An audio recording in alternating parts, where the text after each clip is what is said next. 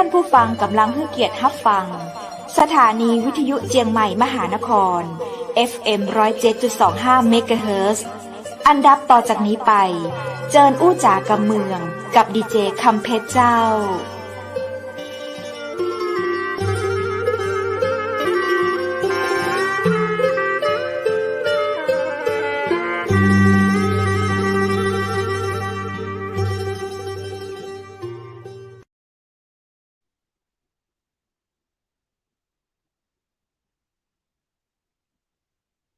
สวัสดีเจ้าสวัสดีคุณผู้ชมที่ฮักและกระเติงหาจักนักนะเจ้ายินดีต้อนรับเข้าสู่รายการอู้จ๋ากำเมืองกลางเชียงใหม่มหานครแพร่ภาพออกอากาศจากอาคารวังสิงห์คำอำเภอเมืองจังหวัดเชียงใหม่เจ้าคุณผู้ชมและคุณผู้ฟังเจ้าปีกะปากะข้าเจ้าดีเจคำเพชรเช่นเคยนะเจ้าป้ากันก็วันจันทร์ถึงวันศุกร์นะเจ้าเวลาดีๆจะ20 นาฬิกาถึง21 นาฬิกา1 ชั่วโมงเต็มๆเจ้าที่เฮามาอู้มาจ๋ากำเมืองไปกันพร้อมกับนำเรื่องราวดีๆมาเล่าสู่กันฟังนะเจ้าสวัสดีกันในช่วงเทศกาลออกพรรษานะเจ้าหรือว่าออกพรรษาสำหรับคนไทยนะเจ้าเนาะวันนี้วันพุธที่12เดือนตุลาคม2565เจ้าในวันพุธที่12ตุลาคม2565นี้นะเจ้ากินข้าวแรงกันแล้วเฮามาอู้มาจากันในเรื่องของการเตรียมความพร้อมการสมัครลงเลือกตั้งอันหยังพ่องลงเลือกตั้งสสกาเนาะอันนี้นี่เป็นที่น่าตื่นเต้นแล้วก็เป็นที่น่าสนใจของคนไทยนักขนาดเลยนะเจ้าจะอ่านวันนี้เป็นวันดีจักนักเลยเฮาได้รับเกียรติจากผู้อำนวยการกกต.จังหวัดแม่ฮ่องสอนนายณัฐเศรษฐ์ราชยาจะมาอู้มาจาเรื่องราวของการเตรียมตัวการสมัครลงเลือกตั้งในปีนี้หรือว่าปีหน้าจะใดยินดีต้อนรับท่านผอ.กกต.แม่ฮ่องสอนคุณณัฐเศรษฐ์ราชยาสวัสดีเจ้าครับสวัสดีครับดีเจกุ๊กไก่ครับและท่านผู้ฟังที่อยู่ทางบ้านครับยินดีเลยเจ้าผอ.อยู่ที่ไหนเจ้าตอนนี้เจ้าตอนนี้อยู่ในเมืองแม่ฮ่องสอนครับฝนตกกะเจ้าผอ.วันนี้อากาศดีครับแม่ฮ่องสอนอากาศดีครับช่วงนี้น่าจะปอยเหลินนะเจ้าเป็นจะใดอะเจ้างานปอยเหลินเคยฟังสักหน่อยเจ้าเป็นจะใดปีนี้อะคึกเจ้าคืนนะเนื่องจาก2 ปีที่ผ่านมา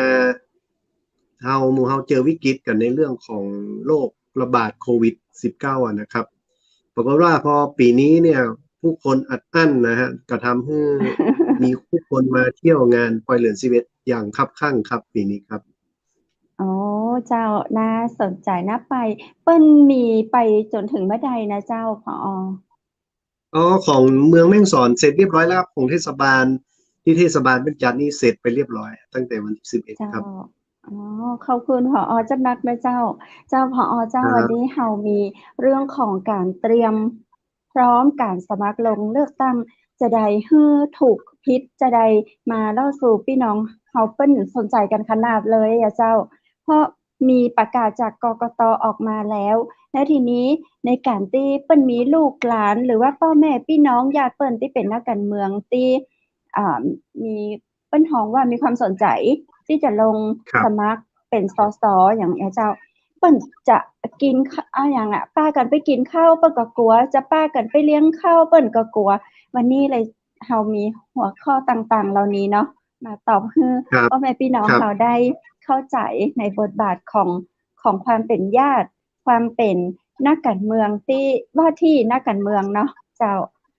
เชิญผอ.เล่าสู่กันฟังพ้องเราเจ้าครับต้องทำความเข้าใจอย่างนี้ก่อนนะครับว่ากฎหมายฉบับนี้กกตเนี่ยมาได้ออกเองนะครับซึ่งผู้ที่ออกก็คือสสนั่นแหละครับเพราะฉะนั้นผู้ที่ออกกกตเคยเสนอกฎหมายซึ่งกับสภาเหมือนกันนะครับแต่สภาบ่ผ่านเพราะฉะนั้นกฎหมายฉบับนี้สสเพิ่นเป็นคนออกครับเพราะฉะนั้นแล้วเฮาก็มาออกระเบียบล้อตามรัฐธรรมนูญที่สสเพิ่นออกไว้นะครับพอออกมาอย่างนี้แล้วเนี่ยวิธีการ180วันก่อนครบวาระในวันที่24มีนาคม2566นี่นะครับมันจะต้องดำเนินการให้เป็นธรรมกับผู้ที่คิดว่าจะสมัครเองแล้วก็ผู้ที่ดำรงตำแหน่ง หรือทำหน้าที่เป็นนักการเมืองตอนนี้ตัวเองนะครับ เพื่อให้เกิดความเป็นธรรมทั้งสองฝ่าย เกิดการหาเสียงอยังเป็นธรรมแล้วก็สร้างความรู้ความเข้าใจกับคนที่เตรียมพร้อมสำหรับการสมัครบ่าฮื้อแต่ละคนได้เปรียบเสียเปรียบกกตพยายามอย่างยิ่งนะครับ เพื่อให้เกิดความเป็นธรรมกับผู้สมัครทั้งสองฝ่ายนะครับ ทั้งที่ดำรงตำแหน่งอยู่ตอนนี้ก็ตาม หรือแม้กระทั่งผู้ที่กำลังจะสมัครก็ตามครับเราต้องสร้างความเป็นธรรมครับตรงนี้เนี่ยกฎหมายฉบับนี้นะครับเราไม่ได้เข้าข้างใครคนใดคนหนึ่งเพราะฉะนั้นเมื่อกกตกำหนดเป็นตัวบทกฎหมายที่เราเอามาจากรัฐธรรมนูญเองนะครับ เพราะฉะนั้นการปฏิบัติตามก็ต้องปฏิบัติตามอย่างเป็นธรรมครับเพราะฉะนั้นในส่วนของเรื่องการเตรียมพร้อมนะฮะประกอบไปด้วย3ส่วนก็คือส่วนผู้สมัครเองนะครับที่คาดว่าจะสมัครหรือเตรียมพร้อมในการสมัครคือว่าที่ผู้สมัครอันนี้อันที่1ครับอันที่2ส่วนของพรรคการเมืองแต่ละพรรคเองนะครับและส่วนที่3ก็คือผู้ที่ดำรงตำแหน่งทางการเมืองก่อนนี้บอกว่าเป็นสสก็ดีหรือเป็นรัฐมนตรีก็ดีครับที่จะสมัครครับต้องมีความเป็นธรรมแล้วก็ต้องปฏิบัติตามเอาทั้งนั้นนะครับในส่วนนี้ถามว่าทำอย่างได้พ่องทำได้ครับทำได้เกือบทุกอย่างครับเพียงแต่ห้ามใช้เงินนะครับหรือทรัพย์สินอันเป็นมูลค่าโดยการให้หรือสัญญาว่าจะให้กับผู้มีสิทธิเลือกตั้งที่จะเป็นผู้เลือกตั้งในอนาคตอันนี้ในกรณีที่ครบวาระในวันที่24มีนาคม2566นะครับแต่ถ้ามีเกิดเหตุอีกอันนึงก็คือการยุบสภานะครับอันนี้180วันก่อนครบวาระก็เป็นอีกกฎหมายอีกข้อหนึ่งที่จะบัดถูกนำมาใช้ครับเพราะฉะนั้นเรื่องของการถ้ายุบสภาเนี่ยนะฮะเราจะเริ่มค่าใช้จ่ายในการเลือกตั้งจะเริ่มตั้งแต่วันประกาศให้มีการเลือกตั้งซึ่งกฎหมายเขียนชัดเจนครับเขียนชัดเจนในเรื่องของการทำหน้าที่แล้วก็การปฏิบัติตัวของผู้สมัครครับเจ้าคนละข้อนะฮะกฎหมายคนละข้อ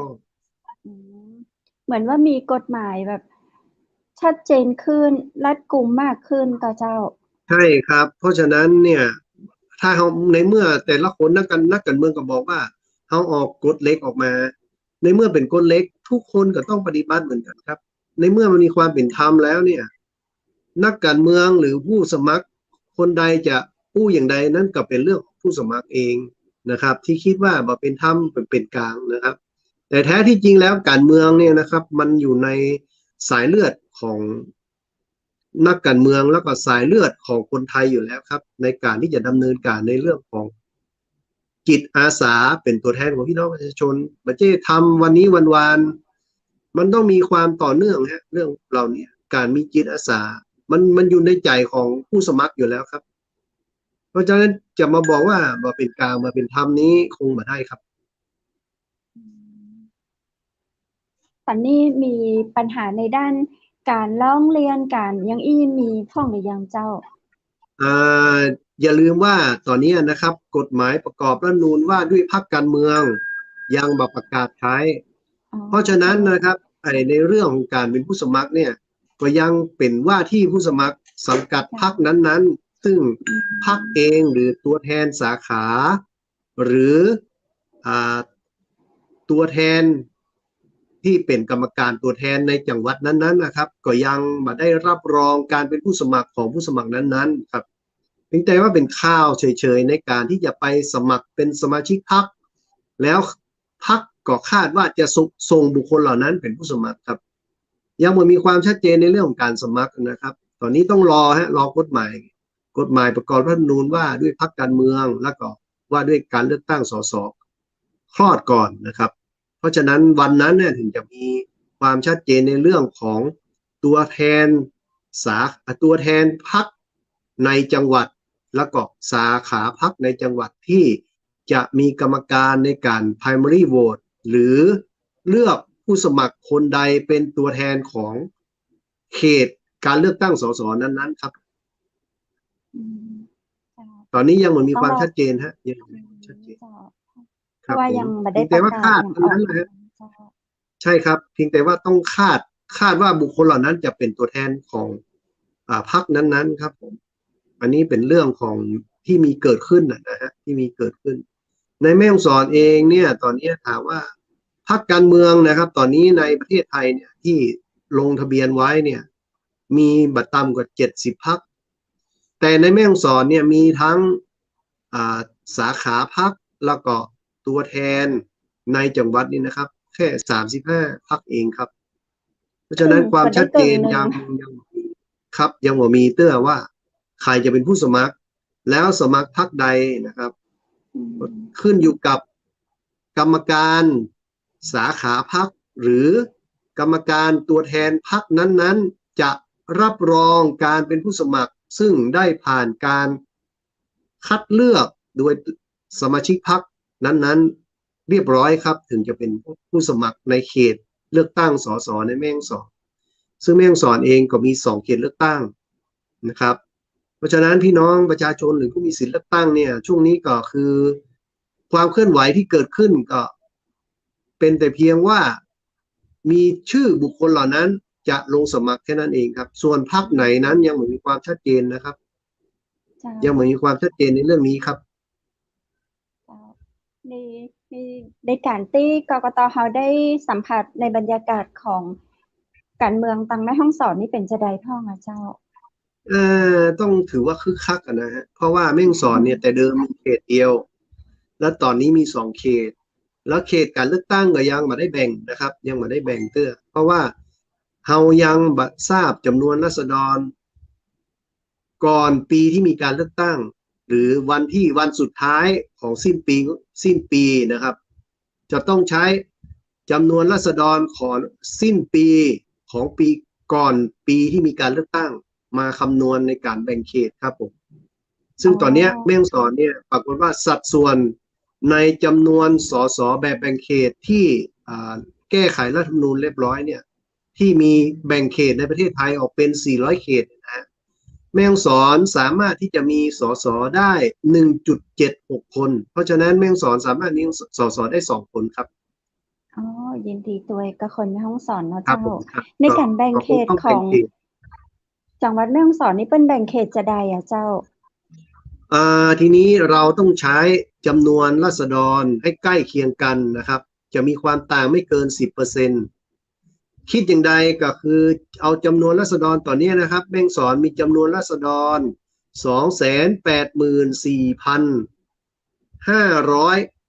284,596 คนนะครับหรือคิดง่ายๆก็คือตัวเลขกลมๆนะครับ250,000ตัวเลขกลมๆเพราะฉะนั้นเมื่อแบ่ง2เขตนี่นะฮะแบ่งเป็น2เขตเนี่ยค่ากลางจะอยู่ 280,000 นี่นะฮะ 284,500 กว่าคนเนี่ยนะครับตัวเลขกลมๆจะอยู่ที่ 143,000 พอ 143,000 เนี่ยค่าที่ยอมให้มีความต่างระหว่าง2เขตเลือกตั้งคือไม่ต้องจำนวนราษฎรทั้ง2เขตจะต่างกันไม่เกิน 14,000 คนครับเพราะฉะนั้นเราจะต้องแบ่งเขต7อำเภอให้เป็น2เขตเลือกตั้งทั้งนี้ทั้งนั้นเนี่ยแม่ฮ่องสอนสามารถแบ่งได้แต่ประเภทเดียวเพราะพื้นที่ติดต่อกันเนี่ยมีนึกถึงสภาพแท่งกระบอกนะมันไม่สามารถที่จะเอาอำเภอปายไปรวมกับอำเภอศพเมยหรืออำเภอแม่เสลียงได้เลยเพราะฉะนั้นจะต้องแบ่งเฉพาะโซนเหนือก็คืออำเภอปายปางมะผ้าอำเภอเมืองขุนยวมครับซึ่งตัวแปรที่จะเปลี่ยนได้ก็คืออำเภอขุนยวมกับอำเภอแม่ลาน้อยที่สามารถที่จะโยกไปอยู่เขตเหนือหรือเขตใต้ได้อันนี้ก็ต้องทำความเข้าใจกับผู้สมัครแล้วก็ผู้มีสิทธิเลือกตั้งนะครับแต่เราพยายามจะแบ่งให้เป็นอำเภอครับเพราะว่าปะยางแต่ละตำบลเนี่ยซอยย่อยออกไปจะทำให้เกิดปัญหาในเรื่องของวิถีการดำเนินชีวิตแล้วก็การเป็นผู้แทนของพี่น้องผู้มีสิทธิเลือกตั้งอันนี้มีความสำคัญครับตัวนี้ที่เราจะต้องทำเบื้องต้นก่อนหลังจากที่กฎหมายประกอบรัฐธรรมนูญว่าด้วยการเลือกตั้งสสผ่านนะครับแล้วก็ว่าด้วยพรรคการเมืองผ่านเป็นสิ่งที่ต้องทำอันดับแรกเลยครับ ทั้งนี้ทั้งนั้นกรรมการนะครับกรรมการในการแบ่งเขตเนี่ยประกอบด้วยท่านผู้ว่าราชการจังหวัดที่ดินจังหวัดโยธาจังหวัดสัมภากรจังหวัดโดยมีผอกกตจังหวัดเป็นเลขานุการและกรรมการครับเราก็จะต้องเอาข้อมูลเหล่านี้นะฮะมาแบ่งแต่ทั้งนี้ทั้งนั้นยืนยันว่าจะแบ่งให้เกิดความเป็นธรรมแล้วก็สอดคล้องกับวิถีการดำเนินชีวิตของคนแม่ฮ่องสอนครับตรงนี้เป็นเรื่องใหม่ฮะเป็นเรื่องที่หลังจากที่เรามีกรรมการเหล่านี้มาพิจารณาเรื่องการแบ่งเขตนะครับเสร็จเรียบร้อยเราจะต้องประกาศให้พี่น้องประชาชนได้รับทราบก่อนเพื่อคัดค้านว่าเห็นชอบกับแบ่งเขตการเลือกตั้งอย่างน้อย3รูปแบบที่เราแบ่งไว้ไหมนะครับในเบื้องต้นเนี่ยจะพยายามทำเหมือนรัฐธรรมนูญปี50ครับเพราะรัฐธรรมนูญปี50เนี่ยเคยมีการแบ่งเขตเป็น2เขตของแม่ฮ่องสอนเช่นกันนะฮะอันนี้ครั้งนั้นเนี่ยมีการแบ่งเขตเอาอำเภอปายอำเภอปางมะผ้าอำเภอเมืองอำเภอขุนยวมเป็นเขตที่1ครับแล้วก็เอาอำเภอแม่ลาน้อยอำเภอแม่เสรียงอำเภอศพเมยเป็นเขตที่2ซึ่งความแตกต่างของจำนวนราษฎรทั้ง2เขตจะต่างกันอยู่ประมาณ 7,000 คนครับก็ไม่เยอะเนาะครับไม่เยอะครับไม่เยอะคือถ้า 7,000 เนี่ยคือครึ่งหนึ่งของ14,000ก็ประมาณ 5-6% ครับ 5-6% ซึ่งเป็นแบบที่ดีที่สุดที่จะทำให้วิถีชีวิตของคนแม่ฮ่องสอนไม่เปลี่ยนไปนะครับแต่ถ้าถามว่าเอาจำนวนที่ต่างกันน้อยมากเนี่ยจะต้องหั่นอำเภอเอาหั่นตำบลนะครับในอำเภอขุนยวมออกไปอยู่โซนใต้ซึ่งจะผิดวิถีครับอันนี้แต่ว่าก็ต้องเสนอให้กกต.พิจารณา3รูปแบบเช่นกันครับ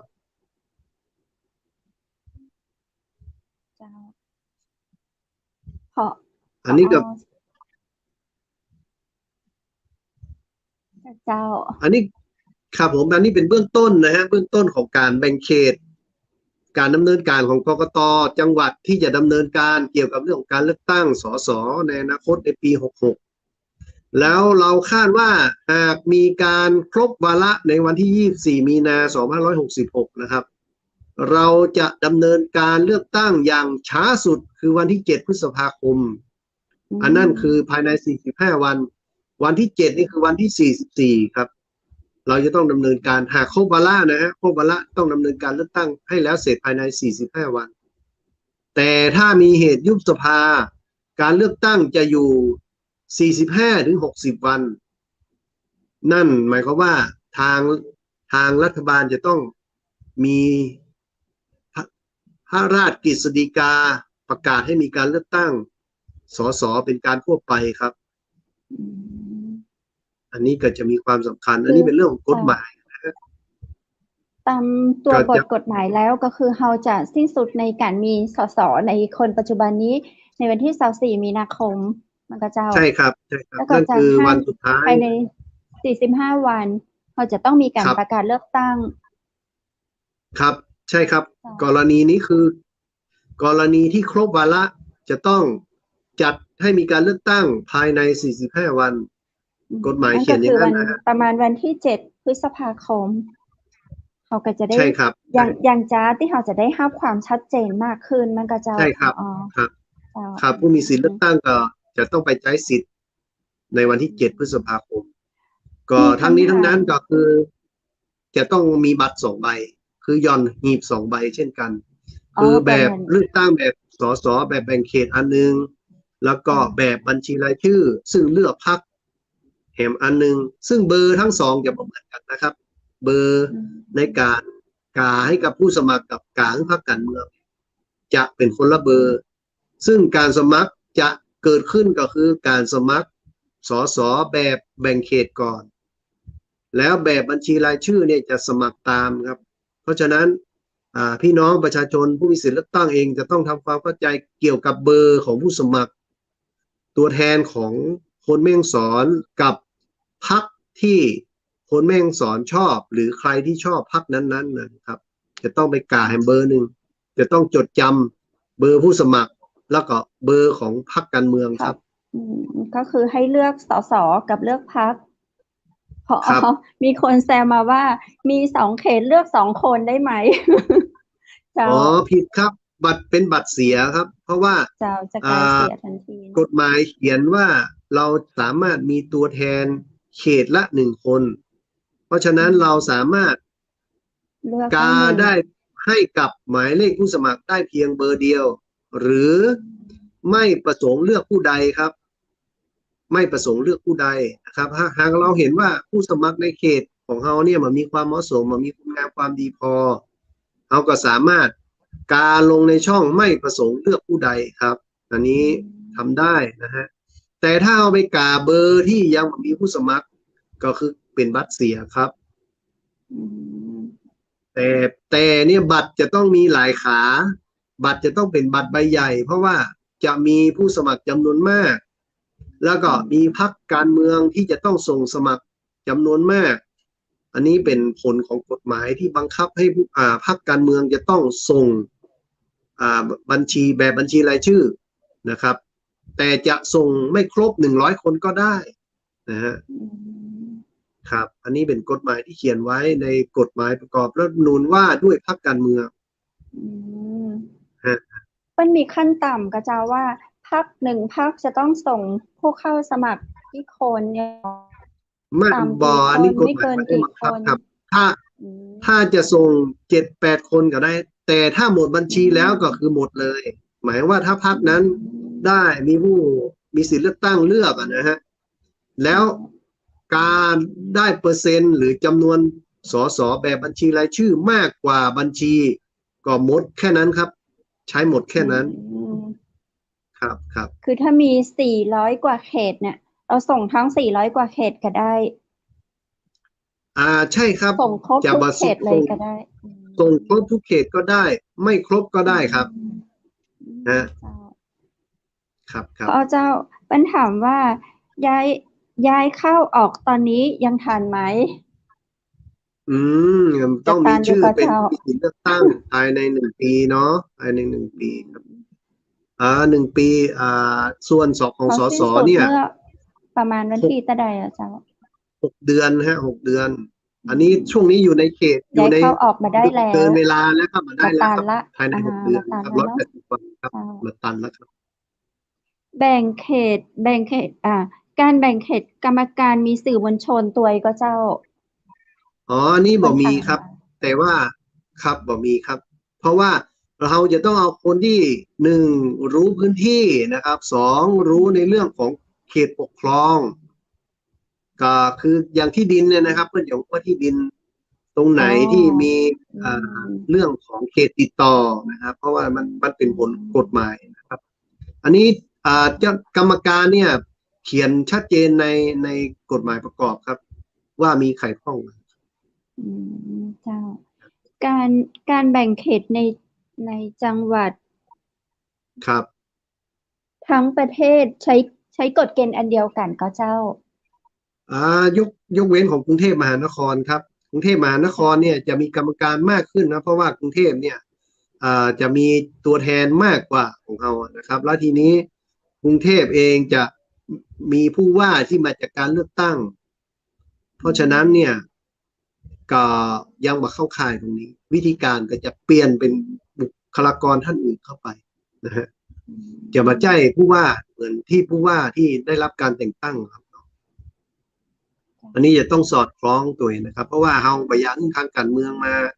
มามีส่วนกำหนดในเรื่องของเขตเลือกตั้ง เขตเลือกตั้งก็มีความสำคัญในเรื่องของส่วนได้เสีย หรือจำนวนผู้สนับสนุนหรือผู้มีสิทธิเลือกตั้งที่จะกาให้นะครับ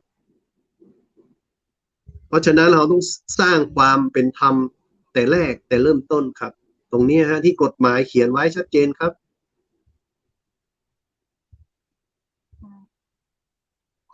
พออยากแนะนำในเรื่องของการเตรียมตัวของผู้ที่จะลงสมัคร ครับ จะได้ดี ช่วงนี้นะฮะในเรื่องการดำเนินการของผู้ที่คาดว่าจะสมัครนะครับ หรือผู้ที่วางแผนว่าตัวเองจะสมัครเรื่องของเอกสารนะครับ เรื่องเอกสาร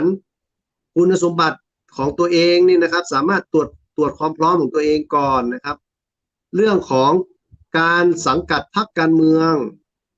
ในกรณีที่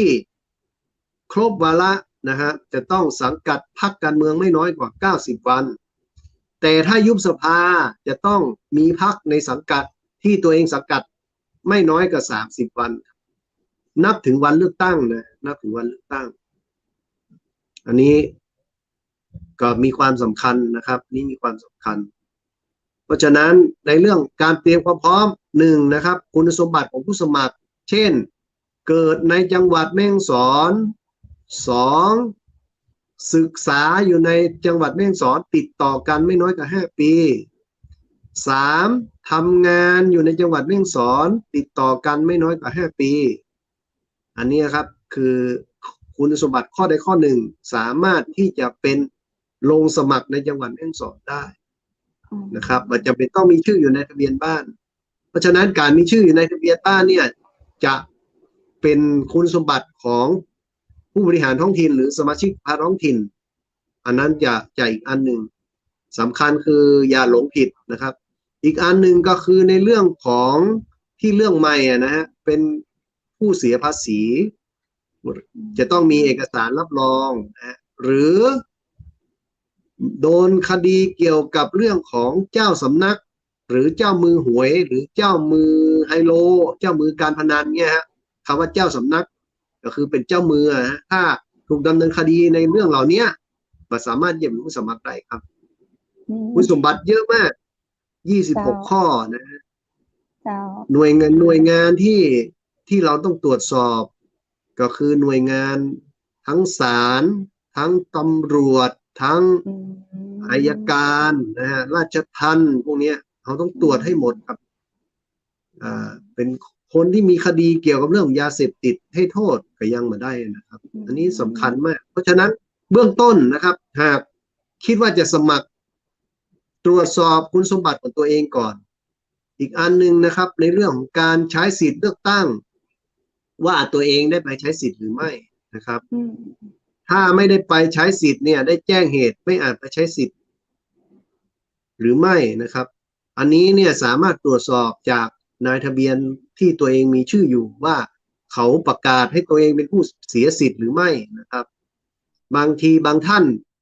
อาจจะไม่ได้ไปใช้สิทธิ์เนื่องจากเป็นนักพจน์นักบวชเหมือนเสียงหายไปหรือว่าเสียงทางเฮ็ดเงียบไปครับได้ยินไหมครับผมทีมงานเสียงใครหายเสียงพอหายหรือว่าเสียง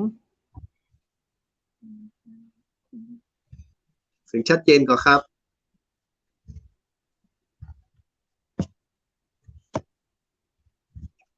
เห็นนะฮะปรับมุมนิดนึงครับยังอยู่เนาะ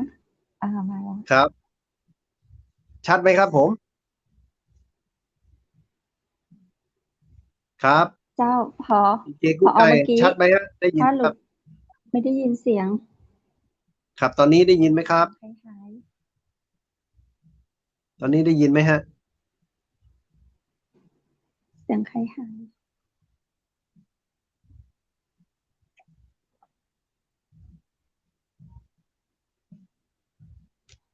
ไม่พอถ้าเสียงทางเพศหายเชิญพอคุยต่อเลยเจ้าครับอันนี้ในเรื่องการเตรียมตัวของผู้สมัครเองนะฮะผู้สมัครดูแลตัวเองก่อนนะครับว่าตัวเองมีคุณสมบัติครบหรือไม่ศึกษาจากรัฐธรรมนูญครับหรือหาจากอาจารย์ Google ครับอาจารย์ Google จะหาง่ายที่สุดเพราะเดี๋ยวนี้เรื่องของ IT เรื่องของเทคโนโลยีเนี่ยนะครับเราสามารถที่จะสืบค้นได้เบื้องต้นนะหรือไม่ก็โทรมาถามที่สำนักงานกกต.จังหวัดแม่ฮ่องสอนนะครับ053-612-878ครับโทรมาประสานเราได้เลยครับว่าถามว่าเขามีคุณสมบัติครบไหมแจ้งหมายเลข13หลักให้กับเรานะครับเราจะตรวจสอบว่าท่านเป็นผู้เสียสิทธิ์หรือไม่นะครับก่อนลงสมัครถ้าได้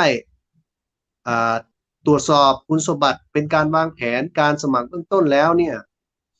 หลังจากนั้นเราก็ไปเตรียมในเรื่องของภาพถ่ายนะครับภาพถ่ายในการสมัครใบรับรองแพทย์ค่าสมัครนะฮะแล้วก็ การเลือกพรรคที่มีอุดมการณ์หรือมีนโยบายที่สอดคล้องกับการดำเนินชีวิตหรือจะทำให้พี่น้องในจังหวัดเรามีความอยู่ดีกินดีนะครับหรือเกิดประโยชน์กับคนในจังหวัดอันนี้ก็มีความสำคัญครับในการที่จะเลือกพรรคที่มีนโยบายที่จะตอบสนองหรือช่วยเหลือพี่น้องประชาชนออกกฎหมายในการให้พี่น้องประชาชนได้มีความอยู่ดีกินดี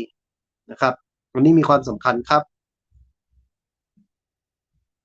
อีกอันหนึ่งนะครับที่อยากฝากไว้นะครับในช่วงนี้ถามว่าผู้สมัครแต่ละท่านหรือผู้ที่คาดว่าจะสมัครทำอะไรได้บ้างก็คือว่าสามารถที่จะไปร่วมงานแต่งงาน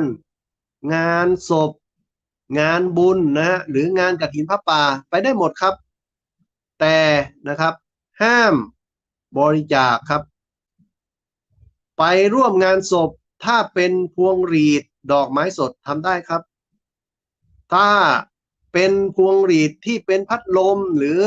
อย่างอื่นซึ่งหลังจากเสร็จงานศพแล้วเขาเอาสามารถที่จะเอาไปทำอย่างอื่นได้ประโยชน์อย่างอื่นได้เนี่ยกกต.ถือว่าเป็นทรัพย์สินที่มีมูลค่าสามารถนำไปใช้ประโยชน์อย่างได้นะฮะเพราะฉะนั้นกิจการใดหรือหน้าที่ใดที่เป็นภารกิจของตัวเราทำได้เลยครับทำได้เลยนะครับเช่นขับรถโดยสารอยู่หรือมีอาชีพเป็นมัคคทายกเป็นกรรมการนะครับทำได้ปกติครับเพียงแต่ว่าอย่าใช้อำนาจหน้าที่เหล่านั้นในการที่จะไปเรียกคะแนนนิยมหรือบังคับให้ผู้มีสิทธิเลือกตั้งมาฟังหรือมารับทราบหรือโน้มน้าวจิตใจให้เขาเลือกถามว่าหาเสียงได้ไหมทำได้ครับไปช่วยหาเสียงถ้ามีตำแหน่งหน้าที่ห้ามนะครับห้ามแต่ถ้าเป็นผู้สมัครที่ไม่มีตำแหน่งหน้าที่ก็ไปหาเสียงไปร่วมงานกับชุมชนทำได้ครับทำได้ขึ้นป้ายได้จำนวนป้ายหาเสียงสอบถามที่กกต.ครับว่าจะใช้จำนวนเท่าไหร่นะครับ2 เท่า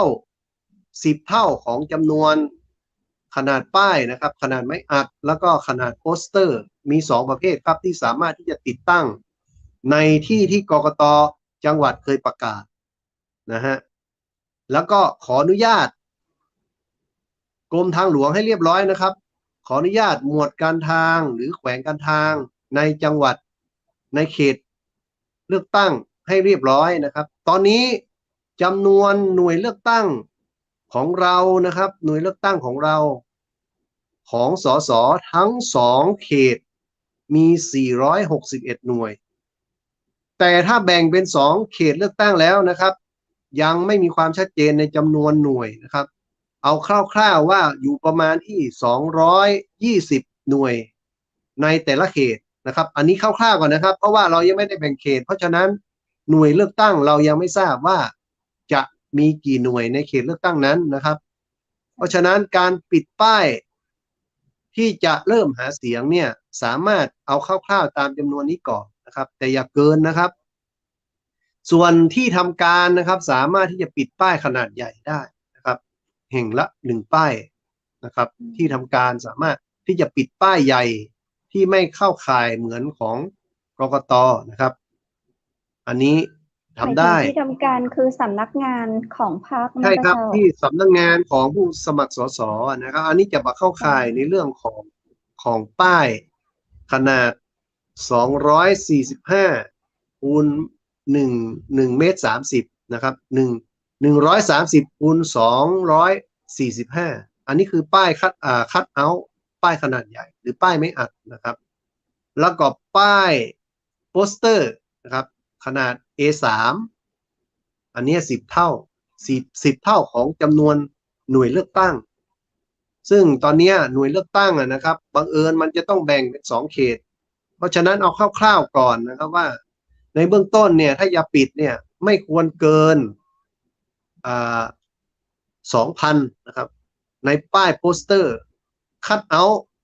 ไม่ควรเกิน400นะครับไม่ควรเกิน400เพราะว่ารอให้มีความชัดเจนในเรื่องของการแบ่งเขตแล้วจำนวนหน่วยเลือกตั้งเนี่ยถึงจะทราบนะครับฉะนั้นตัวเนี้ยเชื่อว่าผู้สมัครเองก็คงไม่ผลิตมากถึงขนาดนี้นะฮะเพราะว่าแค่เปิดตัวแล้วก็อีกอันหนึ่งที่ยังไม่มีความชัดเจนคือเรื่องของสังกัดพรรคครับสังกัดพรรคเนี่ยหรือพรรคจะส่งเป็นตัวแทนหรือไม่เนี่ยนะยังไม่มีความชัดเจนเนาะทั้งนี้ทั้งนั้นจะชัดเจนก็ต่อเมื่อกรรมการสาขาหรือตัวแทนสาขาเนี่ยได้ประธานตัวแทนสาขาเนี่ยครับได้เซ็นรับรองว่าให้นายกนายขอนายคอเนี่ยเป็นผู้สมัครสสในเขตนั้นซึ่งเราเรียกว่า primary vote ก่อนนะครับแล้วถึงจะส่งรายชื่อไปให้พรรครับรองในการส่งเป็นผู้สมัครครับอันนี้สำคัญนะครับในเบื้องต้นย้อนอีกนิดนึงนะครับ1เตรียมตัวนะครับตรวจสอบคุณสมบัติของตัวเอง2หาสังกัดพรรคที่ตัวเองมีชอบนโยบายของพรรคนั้นๆนะครับเพื่อที่จะผลักดันนโยบายเหล่านั้นเป็นนโยบายของการสมัครหรือหากได้เป็นตัวแทนแล้วเนี่ยนะครับเป็นพรรคการเมืองที่ได้รับเลือกแล้วเนี่ยก็สามารถที่จะเอาไปกำหนดเป็นนโยบายของรัฐบาล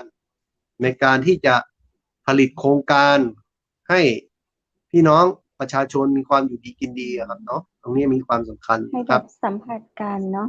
ไม่ใช่แบบไปสังกัดพรรคนั้นแต่ว่านโยบายมันบอกเหมาะกับในท้องถิ่นของเฮาเนาะอันนี้ก็บอกเปิงกันนะคะเจ้าถูกต้องครับขั้นตอนที่3นะในเรื่องการเตรียมตัวนะครับก็คือเตรียมเอกสารแล้วก็มาสมัครซึ่งสถานที่รับสมัครนะครับเราจะประกาศรับสมัครยังเขตเลือกตั้งที่ทำการเขตนะครับเขตเนี่ยถ้าเป็นไปได้นะครับอาจจะอยู่ที่ศาลาประชาคมจังหวัดแม่ฮ่องสอนแห่งที่1และหอประชุมอำเภอแม่เสลียงผมจะใช้แนวเดิมนะครับพยายามให้เหมือนเดิมเพื่อให้เกิดความเข้าใจตรงกันระหว่างตัวผู้สมัครเองกับกกต.จังหวัดหรือกกต.เขตเองนะครับซึ่งเราจะต้องเตรียมและพยายามจะให้เหมือนเดิมคือเป็นวิถีที่สอดคล้องกับความรู้ความเข้าใจเดิมครับบางอันเดียวมันจะเกิดปัญหาให้ว่าถ้าเปลี่ยนแปลงเยอะเนี่ยกับปัญหาก็คือว่าการอำนวยความสะดวกให้กับผู้สมัครจะมีปัญหาครับผมพยายามที่จะทำให้ทุกอย่างเป็นความเข้าใจแบบเดิมแต่ทั้งนี้ทั้งนั้นนะครับผู้สมัครเองต้องศึกษากฎหมายด้วยนะครับเนื่องจากเดี๋ยวนี้รูปแบบของไอทีนะครับเทคโนโลยีมันเปลี่ยนไปเพราะฉะนั้นการหาเสียงผ่าน Facebook ผ่าน LINE ผ่านแอปพลิเคชันต่างๆสามารถที่ทำได้นะครับแต่ท่านต้องแจ้งให้กกต.ทราบนะครับกกต.จังหวัดทราบว่าท่านจะดำเนินการหาเสียงโดยวิธีใดนะครับแล้วในช่วงที่หลังจากที่ท่านสมัครนะครับท่านก็แจ้งมาว่าท่านหาเสียงทางใดบ้างนะฮะอันนี้คือความจำเป็นในการดำเนินการหาเสียงนะครับรูปแบบสำคัญแล้วก็ผู้ช่วยหาเสียงก็สามารถมีได้ไม่เกินเขตละ20 คนนะครับอันนี้เรากำหนดมาชัดเจนนะฮะแต่เดิมเนี่ยจะมีเยอะแต่ตอนเนี้ย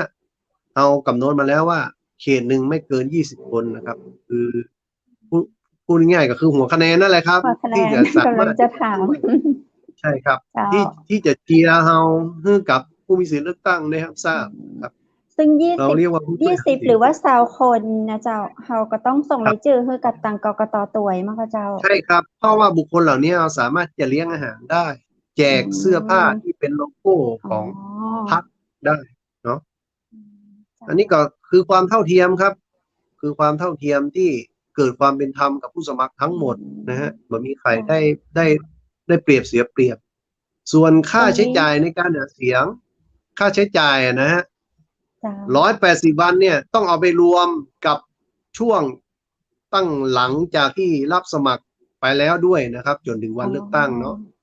เจ้าว งเงินที่กำหนดเดิมคือ1,500,000 บาทนะครับ1,500,000 บาทเพราะฉะนั้นผู้สมัครก็สามารถที่จะใช้วงเงินนี้ไปก่อนจนกว่ากกตจะประกาศเปลี่ยนแปลงนะครับในวันที่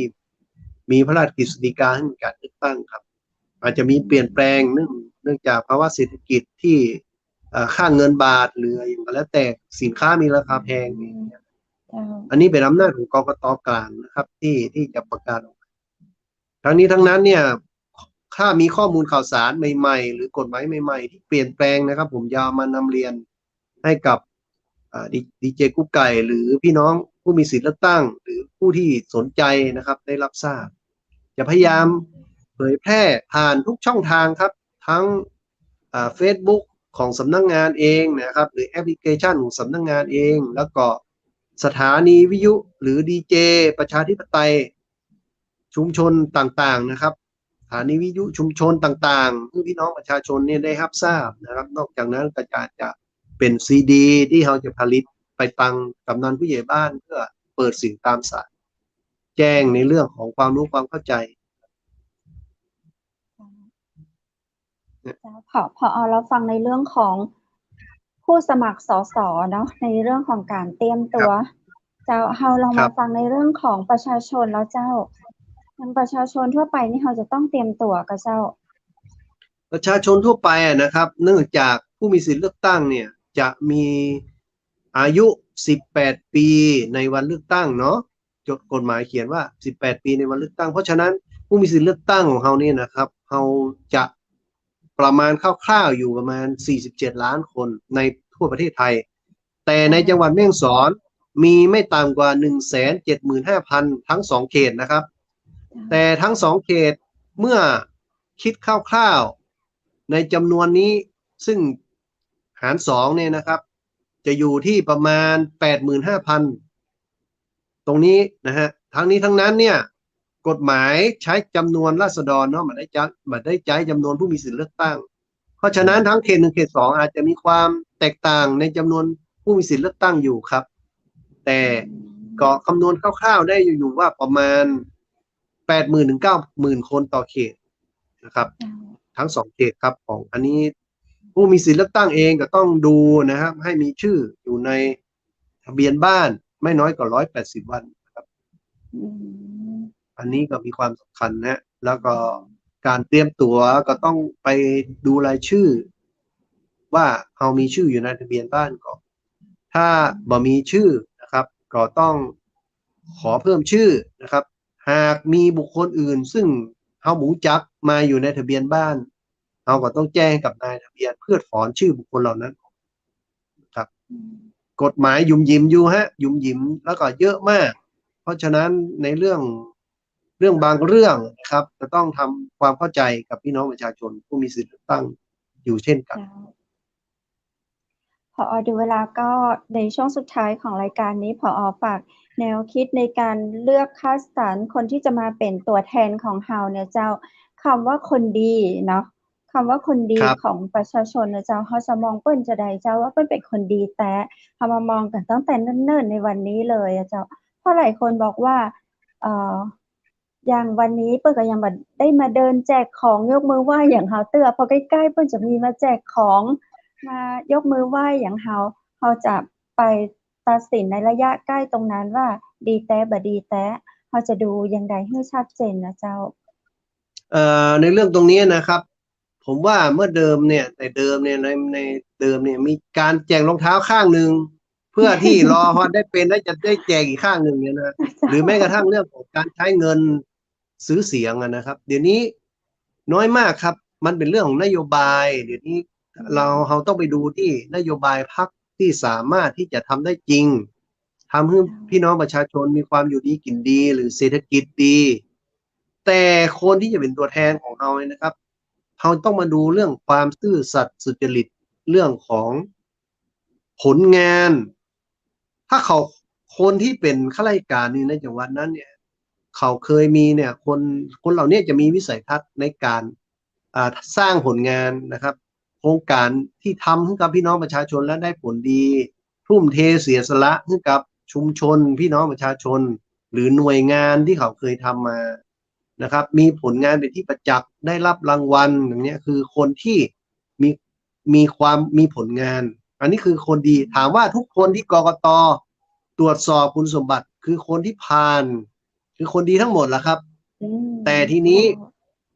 คนที่จะเป็นตัวแทนของพี่น้องประชาชนพี่น้องประชาชนต้องดูต่อว่า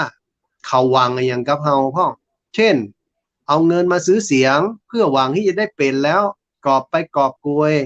ในการที่เป็นตัวแทนหรือไปเป็นพรรคที่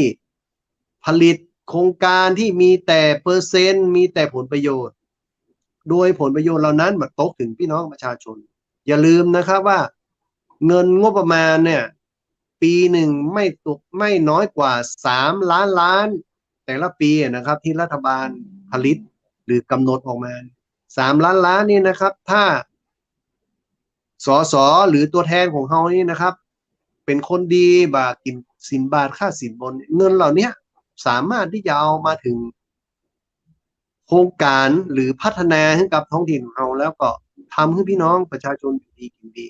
โดยเฉพาะแม่ฮ่องสอนนะครับเป็นจังหวัดพิเศษที่มีความเหลื่อมล้ำในเรื่องของพื้นที่ในเรื่องของสถานพยาบาลบุคลากรทางการศึกษาเพราะฉะนั้นเราต้องเลือกคนดีครับที่เขากินสินบาทค่าสินบนหรือใช้เงินในการซื้อเสียงเพราะบุคคลเหล่านี้เมื่อทุ่มลงไปแล้วก็ต้องการผลประโยชน์กลับคืนมาเพราะว่าเงินที่เขาลงไปเป็นจำนวนมากครับแต่เมื่อใดที่เขาได้คนดีที่มาเห็นแก่ผลประโยชน์ส่วนตัวเสียสละกับชุมชนหรือกับจังหวัดแม่ฮ่องสอนเขาก็จะได้สิ่งที่ดีกลับมาครับเช่นบุคลากรทางการแพทย์สถานรักษาพยาบาลโรงเรียนที่มีวัสดุอุปกรณ์ดีๆหรือข้าราชการที่ทุ่มเทเสียสละเพราะเขาต้องการสิ่งเหล่านี้จังหวัดแม่ฮ่องสอนเป็นจังหวัดพิเศษที่มีความเหลื่อมล้ำในขณะเดียวกันจำนวนราษฎรในจังหวัดแม่ฮ่องสอนมี284,000 กว่าคนนี่นะครับมันน้อยและทีนี้งบประมาณที่รัฐจัดสรรมาเนี่ยมันยังติดปัญหาในเรื่องของเขตป่าเพราะฉะนั้นโครงการบางโครงการมันติดครับว่าสามารถดำเนินการได้เพราะมันผิดกฎหมายเพราะฉะนั้นสิ่งเหล่านี้ครับเราต้องหานโยบายของพรรคการเมืองที่ดีในการที่จะดำเนินการให้พี่น้องประชาชนอยู่ดีกินดีครับคนแม่ฮ่องสอนต้องการให้คุณภาพชีวิตดีนะครับเช่นได้รับการศึกษาที่ดีการคมนาคมสะดวกแล้วก็การรักษาพยาบาลที่ดีโครงสร้างขั้นพื้นฐานไฟฟ้าประปาถนนหนทางสิ่งเหล่านี้ที่คนแม่ฮ่องสอนต้องการนะครับสิ่งเหล่านี้คือเมื่อใดที่เราเห็นว่าตัวแทนของเราเนี่ยหรือพรรคการเมืองที่เราชมชอบเนี่ยมีนโยบายเหล่านี้ที่จะพัฒนาแม่ฮ่องสอนครับมันจะทำให้พี่น้องประชาชนความอยู่ดีกินดีเป็นสิ่งสำคัญครับถ้าเราเห็นแกมีสินจ้างหรือเงินที่เขามาให้เรา500,000นี่นะครับเขาจะได้แค่นั้นแหละครับใช้จ่าย2-3 วันจะหมดไปแต่ตัวแทนเหล่านั้นพอได้ไปเป็นแล้วนะครับก็บ่สามารถที่จะเอาโครงการหรืองบประมาณหรือแผน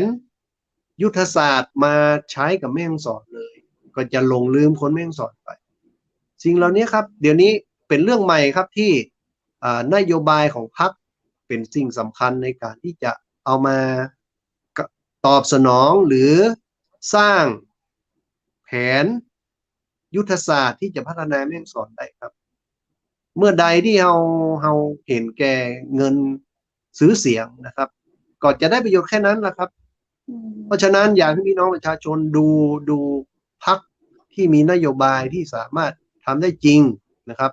แล้วเป็นนโยบายที่เป็นประโยชน์กับคนทั้งหมดทั้งมวลครับอย่าลืมว่า2 ปีที่ผ่านมาเนี่ยคงจะเห็นในอย่างที่เกี่ยวกับโรคภัยไข้เจ็บหรือที่มันเป็นสิ่งที่เราคาดมาถึงสิ่งเหล่านี้ที่รัฐบาลเองจะต้องเข้ามาดูแลให้กับพี่น้องประชาชนในเรื่องของยารักษาโรคที่มีคุณภาพสิ่งเหล่านี้ถ้าเราได้ตัวแทนที่บดีนะครับเขาก็สามารถที่จะมีความคิดที่ดีในการที่จะ นำยาดีๆหรือของดีๆมาให้พี่น้องประชาชนได้ใจอย่างเงี้ยฮะพ่อเฮาอย่างวันหนึ่งเฮาเห็นแก่ประโยชน์500,000สิ่งที่ตัวมาในอนาคตบอกว่าเป็นโรคภัยไข้เจ็บหรือภัยพิบัติที่เฮายังบอกว่ามันจะเกิดขึ้นกับประเทศไทยหรือเปล่าแต่วันนั้นเขาจะอยู่กันได้เขาก็จะเสพเงิน500หรือ1,000ที่เขาซื้อเสียงไปกันนั่นเองแต่แทนที่จะเขาจะได้รับการดูแลจากรัฐบาลอย่างเท่าเทียมสิ่งเหล่านี้ก็จะหายไปครับไปถึงลูกหลานเราตัวเนาะถูกต้องครับถูกต้องฮะการศึกษาแล้วครับลูกหลานเขาจะได้มีเครื่องไม้เครื่องมือดีแบบดีก็อยู่ที่ตัวแทนนะครับตัวแทนเขานี่แหละครับที่จะต้องไปออกกฎหมายหรือออกแผนงบประมาณที่จะเอาผลิตเครื่องไม้เครื่องมือมาให้ลูกหลานเราใช้หรือ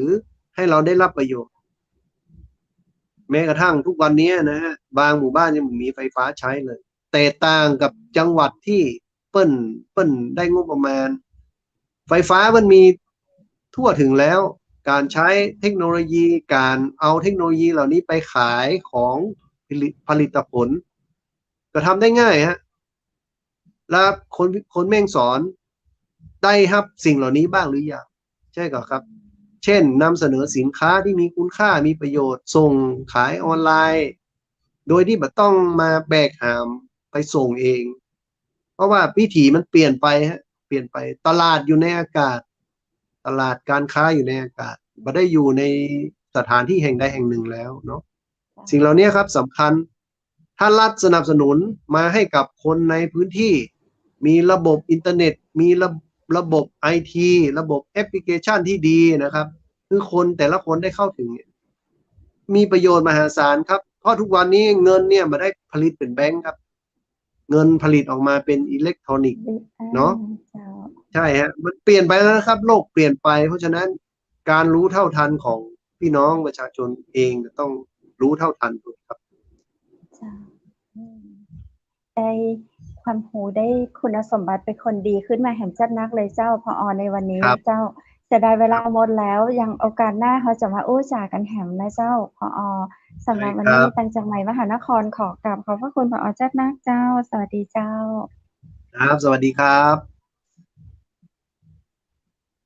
เจ้าก็ต้องขอบคุณพอณทัศเศรษฐ์ราชยาจัดนักนะเจ้าวันนี้มาเพื่อเราได้มีการเตรียมพร้อมในการที่จะได้ผู้สมัครลงเลือกตั้งที่ดีแล้วตัวเราก็ต้องเตรียมพร้อมที่จะเป็นคนดีก่อนที่เราจะมีโอกาสไปเลือกตั้ง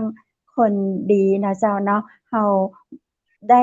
เงินมา500 บาทได้เงินมา1,000 บาทบักกี้วานเราก็กินใจหมดแล้วนะเจ้าแต่ถ้าเราได้คนดีๆมาดูแลบ้านจองเราก็จะได้ดูแลกันต่อไปสืบเจนลูกเจนหลานของเราบอกว่าจะเป็นโครงการดีๆที่มาพัฒนาบ้านเราวันนี้ละอ่อนลูกหลานเราอายุบ่ถึง18บ่มีโอกาสได้เงิน500ได้เงิน1,000ตัวเนาะแต่ถ้าเปิ้นเอาโครงการดีๆลูกหลานเหลนเราก็จะได้โครงการดีๆต่อไปตัวนะเจ้าวันนี้น่าเสียดายหมดเวลาของจังหวัดมหานครแล้วนะเจ้าต้องกล่าวขอบพระคุณพอจะนักเลยนะเจ้าโอกาสหน้าเขาจะปีกับปะกันแหมนะสวัสดีเจ้าพอเจ้าสวัสดีตั้งทีมงานจังหวัดมหานครขอกล่าวขอบพระคุณตังพระอาจารย์รัตนยาโนจากพุทธอุทยานสวนบุรณะรักธรรมตำบลแม่แหลมอำเภอแม่ริมจังหวัดเชียงใหม่ตัวนะเจ้าคุณผู้ชมและคุณผู้ฟังเจ้าวันนี้ขอขอบคุณมานาไฟเบอร์นะเจ้าช่วยให้พุงยุบถ่ายง่ายนะเจ้าลำไส้สะอาดหน้าท้องแบนนะเจ้ามานาไฟเบอร์สติ๊กเนาะดูแลสุขภาพของเฮาในเรื่องของการขับถ่ายคือขี้ปุ่มแฟบขี้ปุ่มแบนนะเจ้าเนาะร่างกายเฮาก็จะสดชื่นนะกับสิ่งที่สดใสจากภายในสู่ภายนอกนะเจ้าขอบคุณโรงแรมแม่เสลียงเวียงงามนะเจ้าเปิดบริการตลอด24ชั่วโมงเจ้าสำรองจองห้องพักได้ที่0536214444นะเจ้าขอบคุณน้ำผึ้งแท้น้ำผึ้งตราสารวินน้ำผึ้งจากธรรมชาติ 100% เจ้าบริการส่งทั่วไทยโทรสอบถามได้ที่0826166889เจ้าแล้ววันนี้ขอบคุณส งประเสริฐโภชนานะเจ้าบริการจัดอาหารโต๊ะจีนสากลบริการทั่วไทยระดับ5ดาวโทรจองหรือสอบถามกันได้ที่0904658589เจ้าวันนี้ข้าเจ้าดีเจคำเพชรและทีมงานจังใหม่มหานครก็ขอกราบขอบพระคุณคุณผู้ชมและคุณผู้ฟังที่ฮักทุกคนทุกท่านนะเจ้าจะได้ก็อย่าลืมเตรียมตั๋วนะเจ้าที่จะเป็นคนดีเพื่อที่จะได้เลือกสสที่ดีนะเจ้าท่านใดที่มีคุณสมบัติครบพร้อมที่จะอยากเป็นตัวแทนพี่น้องประชาชนก็เตรียมตั๋วนะเจ้าเป็นสสในวันข้างหน้าเนาะตามที่ผอ.ณัฐเศรษฐ์ราชยาผอ.กกต.แม่ฮ่องสอนมาเล่าสู่กันฟังในวันนี้เป็นสาระที่ดีจัดนักเจ้าคุณผู้ชมและคุณผู้ฟังเจ้าพรุ่งนี้ปีกะปากันแหมเนาะในวันดีๆวันพฤหัสบดีที่13ตุลาคมพรุ่งนี้มีเรื่องราวอย่างอย่าลืมติดตามรับชมนะเจ้าสำหรับวันนี้ทีมงานจังใหม่มหานครข้าเจ้าดีเจคำเพชรขอลาคุณผู้ชมไว้ก่อนขอให้นอนหลับฝันดีราตรีสวัสดิ์เจ้า